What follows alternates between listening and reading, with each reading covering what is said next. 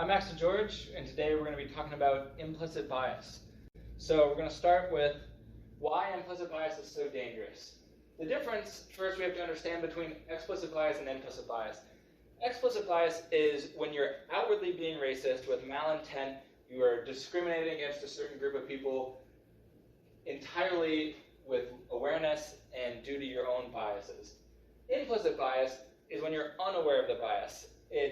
You're expressing indirectly, you aren't saying directly a racist comment, you're saying something that without your own knowledge is hurting someone, harming someone, affecting someone that you couldn't have known about. The difference is, as soon as you know that you're implicitly hurting someone, it becomes explicit bias. Implicit bias is so dangerous because with explicit bias, society can rid people that are being explicitly racist. However, if you're implicitly racist, you don't know that you're doing it. You're not a bad person because you're doing it. It's something that everyone does because of how we were taught as a kid. And the only way to stop it is to become more aware. These biases are created through patterns that we learn as kids. It's how we learn as a kid. You learn to put the square peg into the square hole. You learn to group animals based on how they look. Elephants act a certain way, eat a certain thing. Camels act a different way, eat different things. Even though they all have 4 legs, they're different things. You are rewarded, positively reinforced every time you have a math problem and you learn how to solve it quicker. If you learn addition quickly, if you learn multiplication quickly, you learn all these things and you're positively reinforced from good grades, from other things. If a kid is bitten by a dog, he's afraid of dogs from now on. He's positively reinforced by no longer getting bitten by dogs. So as a kid, you're constantly taught how to learn, how to recognize patterns, how to group things together. The problem is, through these learning patterns, you create unconscious biases about races and different people.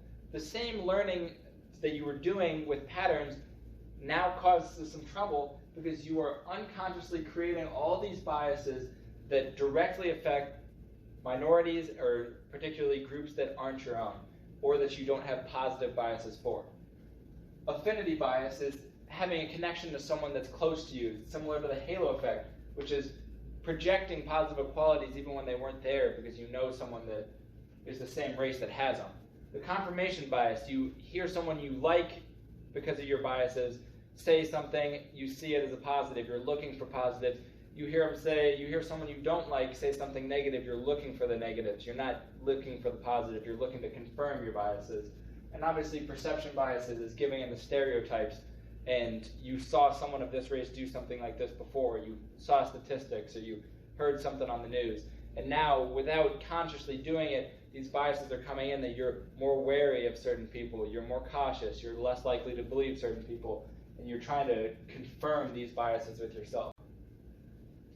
One of the biggest problems of these biases are actually between police officers and African Americans.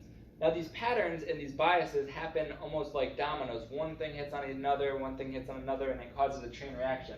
In this particular one, it's much more in depth than I'll say, but because of how unfair America's been to black people, they're in more poverty, they commit more crimes, and because they commit more crimes and are arrested more, they're less likely to trust police officers.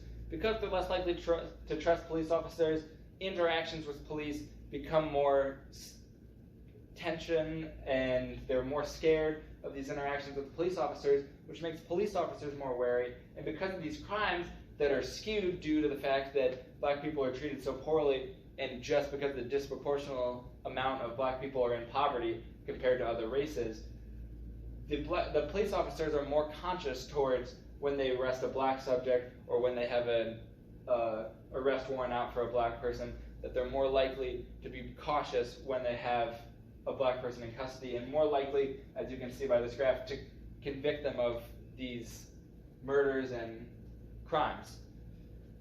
Now the only solution is that we teach people about this. The only way that you can understand implicit bias is to go through a hearing or something like this where you can truly understand, because it's so easy to think, I'm not being implicitly biased, it's not me who's the problem, we need to worry about these other people, I don't have malintent towards anybody, so I don't need to learn about implicit bias. That's one of the biggest problems for implicit bias, is because no one thinks they're doing it, so no one thinks they need to learn about it. It's important to educate yourself. It's important for everyone, especially police officers, for example, to learn about implicit bias and to avoid it. The only way to avoid implicit bias is to have knowledge, to constantly be aware of what you're saying and what you're doing, and making sure that you are not being implicitly biased towards people like companies, towards people who are hiring someone, towards people who are in a position of power, such as a police officer, to be able to arrest someone. And the constantly reminding yourself and others around you that implicit biases do exist, especially if you're white, that you have this privilege and other people, minorities, are being taken advantage of without you even knowing.